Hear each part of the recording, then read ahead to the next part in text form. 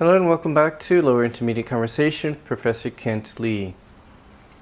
You're going to do a pretend or mock is pretend, or practice job interview for your final. So we're going to do some practice in stages. So again, for the actual presentation, I'm going to give you a choice of several companies that you would apply for and kind of a range of different kinds of things, including more educational type, like schools, and as well as multinational companies. And we're going to do several kind of short assignments. These are minor 10-point assignments where you record yourself speaking for a minute or two in response to a question that I give you. We'll do hopefully several of these over the next few weeks to practice for that, to prepare for that. So for the first one, I'm going to ask you to find a company or school or institution where you would like to work. Your first job after college. Where would you like to work? Tell me about the company or the institution, the school or agency or whatever kind of thing it is. Why you would like to work there. What is so good about it? Why would it be a good place to work? Or why would it be good for you in your career to work? And I'm going to talk about a company today as an example that I like. Why am I holding this? I'm going to talk about AMD, which is it stands for Advanced Micro Devices. They make the processor chips in some computers. So this is what we call a motherboard, or in Korean and German and other languages they call it mainboard. In English we call it a motherboard. And you might be wondering, why motherboard? Are there daughter boards too? Well, yeah, there are, kind of, but we're not going to talk about that. This is the motherboard. It's the main board of a computer. Notice here the RAM chips, the memory. By the way, this is from an old laptop. For a computer, a desktop computer, the motherboard is much bigger, usually. These are the memory chips or RAM, and these are 4 gigabyte chips, by the way. If anybody needs a 4 gigabyte RAM chip for an older laptop, I've got 2 of them I need to get rid of. These are decent chips. They should be put to good use. I'm going to draw your attention to this thing above it. And this is the central processor, the microchip or the microprocessor, or CPU, the central processing unit. This is the brain of the computer. And this is the most important part of your computer. And there are 2 main companies that make these at least for laptops and personal computers. There are others when it comes to some mobile devices and such, but for laptops and desktop computers and servers, 2 main companies, Intel and AMD. They've both been around for a long time, since the 60s or 70s. You've probably heard of Intel. This chip here is an Intel chip. They've kind of dominated the market for a long time, and still do. AMD has always been like the number 2. And it's kind of interesting because actually in the early 2000s, AMD was actually doing pretty well. They were making some good improvements and capturing more of the market share. The market share is how much of the market do they have, and they made some significant improvements that were adopted by everybody, including Intel. You might have heard of like 64-bit. Your Windows 10 is 64-bit. It was AMD that first introduced 64-bit chips, which you don't need to understand what that is, but it was an important improvement that made our computers faster and better and more efficient. And then sometime after that, later, in the 2000s, AMD kind of fell into a slump. They kind of declined. I'm not sure what happened. I don't know a lot about the history of these companies. But they weren't doing that very well, and they lost a lot of market share. I mean, they didn't have a lot of market share to begin with. Intel has always been king. They've always had the biggest market share. But they fell down to, by the early 2000 teens, less than 10% of the market share, much lower than that, maybe, I don't know, 5%, I don't know. They weren't doing very well.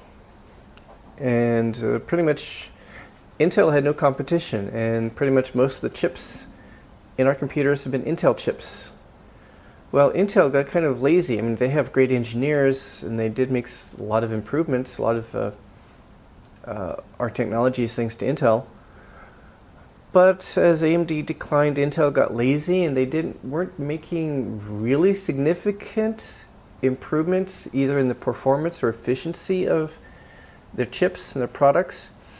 And it's like the marketing people have been kind of in control of Intel. It seems like that. Some people think, I've heard like one YouTube commentator who's an expert on this kind of describe it that way. It's like the marketing people are running Intel. It's like they make little improvements and they just charge a lot of money. Like Intel is like, we want your money, give us your money. And so kind of expensive. Intel chips have been kind of expensive the past 10 years because they haven't had much competition. So the Intel has just been making little minor improvements in their technology and charging a lot of money for it. Things started to change around 2014 for AMD.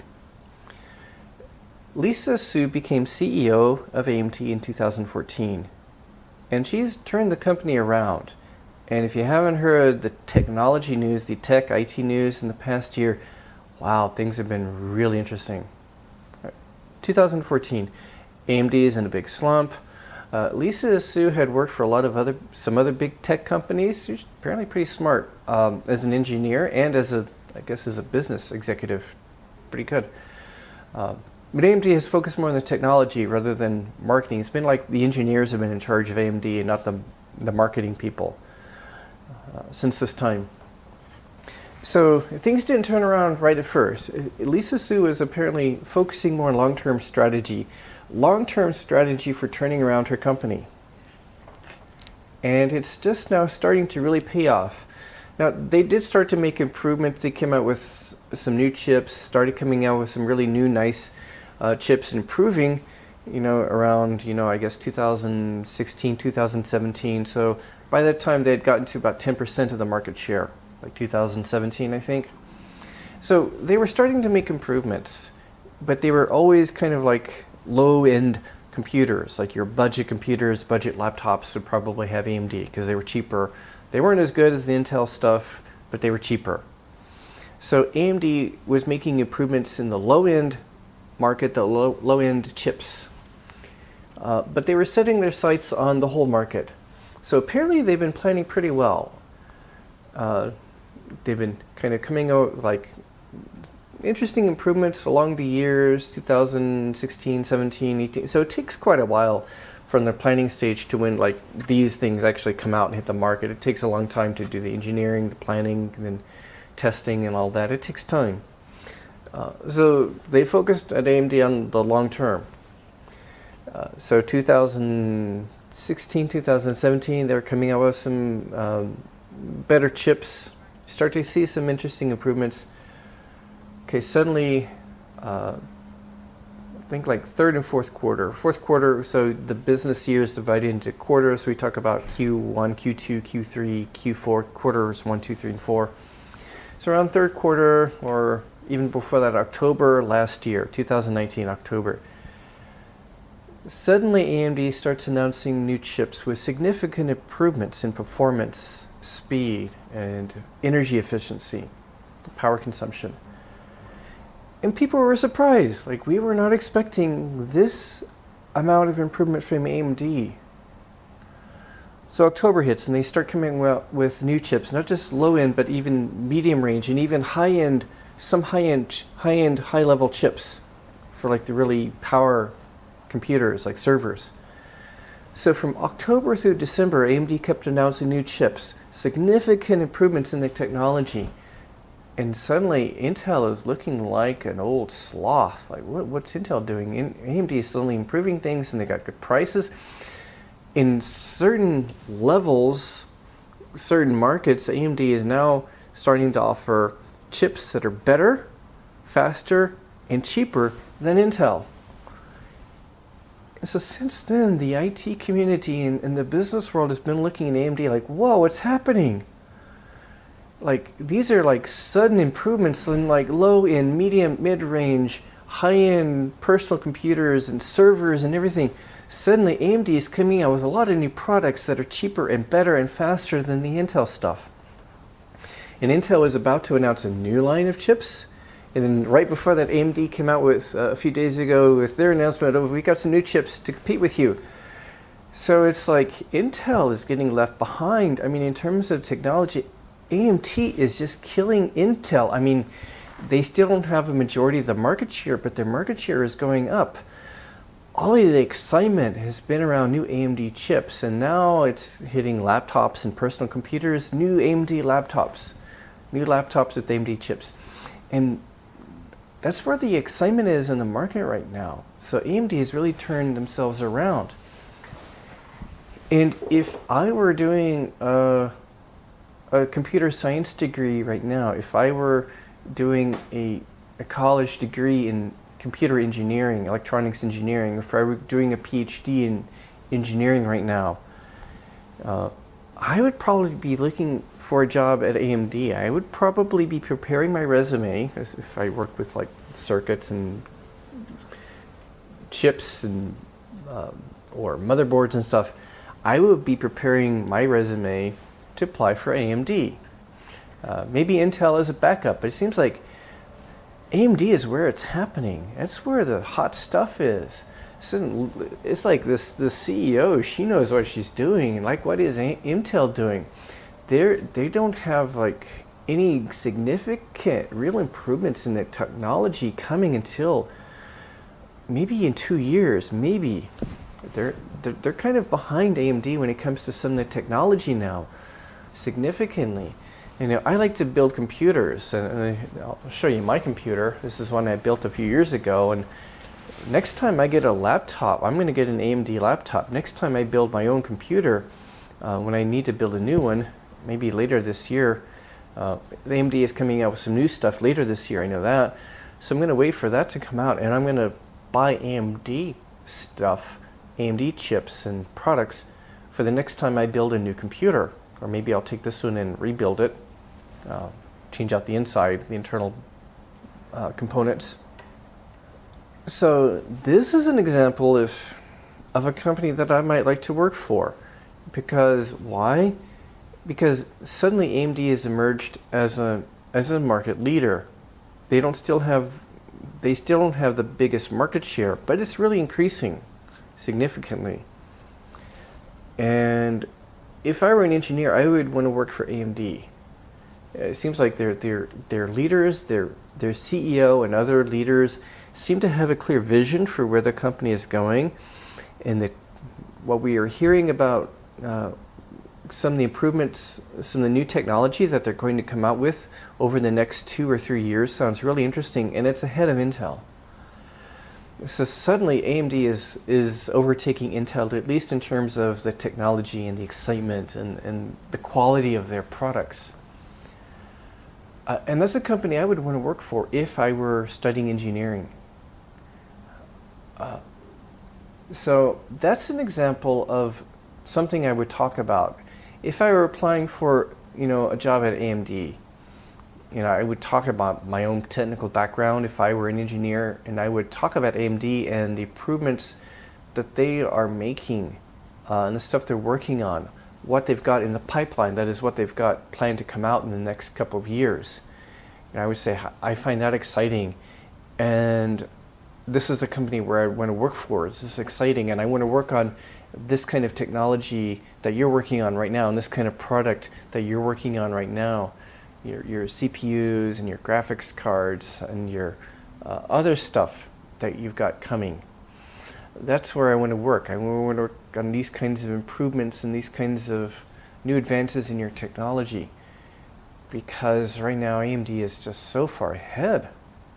And I would think Intel, it seems like they're being run by the marketing people. I don't think I would want to work there. These are examples of things you can talk about. What is your company known for? The company that you would like to apply for. What are they known for? What are they doing? Is there some reason why it's an exciting company to work for? They have a really positive image. Are they known for a good workplace environment? Are they known for how well they treat female employees, or hiring minorities, or for their international diversity? Are they spread through different markets? Is it a company where you can kind of travel and deal with clients from different countries and use and develop your different language skills, or your interests, or specific other skills that you have? What is it about the company that interests you, that excites you, or says, I would like to work there? It could be other things, opportunities for advancement, for improvement, for developing yourself, for advancing in the company, going higher. What is it that you can talk about? So in your upcoming assignment, think about a particular company where you'd like to work. And why would you like to work there? What would you say in an interview? And they say, why do you want to work for us? Well, if you're ignorant about the company, you don't really know much about the company, that's going to be a turnoff. You want to show that you know about the company. And again, this could be a school, an agency, an organization, not just a company. So whatever, if you're interested in applying for a school or an education job, just whenever I say company, just in your mind replace it with school or institution, for example. What would you say in an interview? Why do you want to work there? What is it about their values, their vision, their accomplishments, their achievements, what they're doing in the marketplace, their reputation? You need to be as specific as possible. You need to show that you've done some work, you've done some reading, some research, so to speak, into the company, and you know why you're applying for the company. Because they want somebody who knows about the company from day one. They're not going to be like a complete idiot, like, oh, what kind of company is this? What's going on here? What do I do? They want somebody who knows about the company, who can fit in, who shares the company's values or ideas or interests, or something that says you would be a good match for this company or this school. You would be a good match. You would fit in well. Okay, so that's going to be our next assignment. After that, I will probably have you do another assignment where I'm going to say, okay, a typical question, the first question in a job interview is often something like, tell us about yourself. Okay, tell us about yourself. And that's kind of an invitation to give a summary of who you are as an applicant. And the focus is on you as an applicant. And what qualities do you have to bring to the company? Why do you want to work there? What job are you applying for, and why are you applying for that job? What are your interests, your motivations, your general qualifications that tell us you would be a good person for this job? So it's like a summary of your interests, your qualifications, and your reasons for why you're interested in that job. That's what you do with that question. It might be phrased in different ways, but it's often something like, tell us about yourself, or why are you applying here? Why do you want to work for us?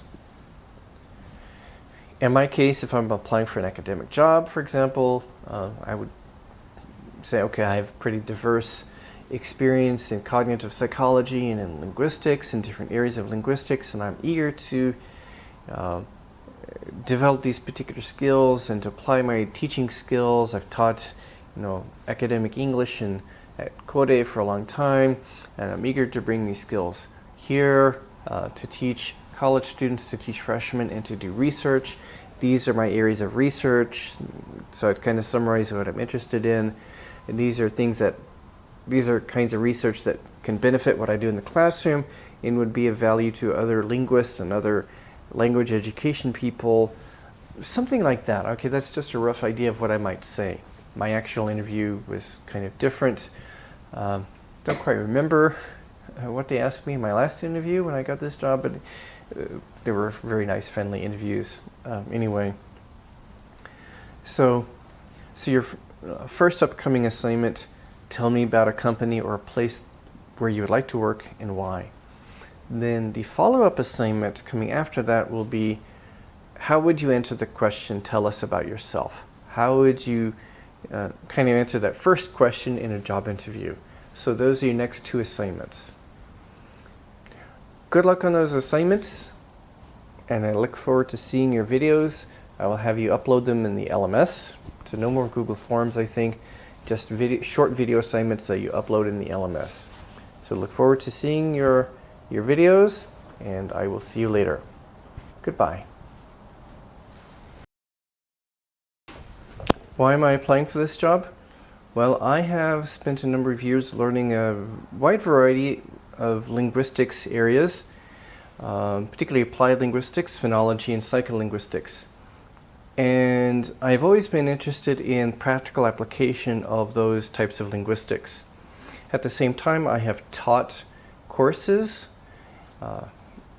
writing courses particularly, as well as speaking courses and grammar courses to undergraduates, and also writing courses for graduate students. And during the whole time, I have always been mindful of applying my linguistic skills to teaching, how my teaching can be informed by my knowledge of applied linguistics and related areas of linguistics that are applicable to classroom teaching. So I think that I would be an ideal person for a program like yours. I am ready to start teaching teacher training courses. I have plenty of materials, and I'm ready from day one to teach other prospective teachers, other potential teachers, how to teach English.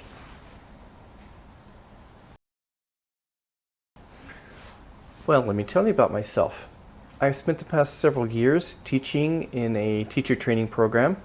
I have taught potential teachers, future teachers, in teaching English, and in the process I have honed and developed my linguistic skills, my language teaching skills. And on top of that, of course, I have spent years in linguistics, but also in educational psychology and cognitive psychology. So I know how to help new professors, new teachers with the art and skill of teaching. I've made a lot of improvement in my teaching over the years, and from my improvements in my lessons and my knowledge of educational psychology and language teaching, I know how to help other professors, and I know how to help them with their teaching skills, their general teaching skills, and also with their abilities in teaching in English, the academic English component of their teaching. So I think I would be a good candidate for this position.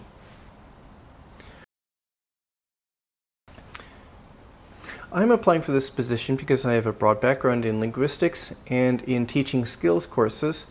So I would be a good person to teach language skills courses, drawing from my language background, my linguistics background, to make the courses not only practical and meaningful for students, but also informative for them as linguists or as future teachers or as literature people.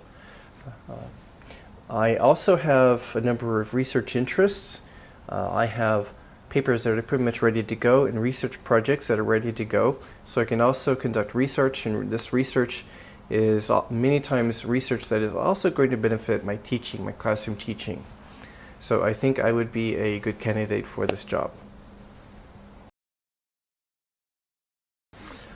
Well, I'm applying for this job because, well, you see on my resume, I have a good experience. I worked at Company X for 2 years. I worked at an institute there for another 1 year.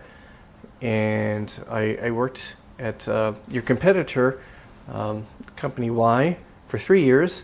So I have plenty of experience. But I was recently fired from my job, and I need a new job.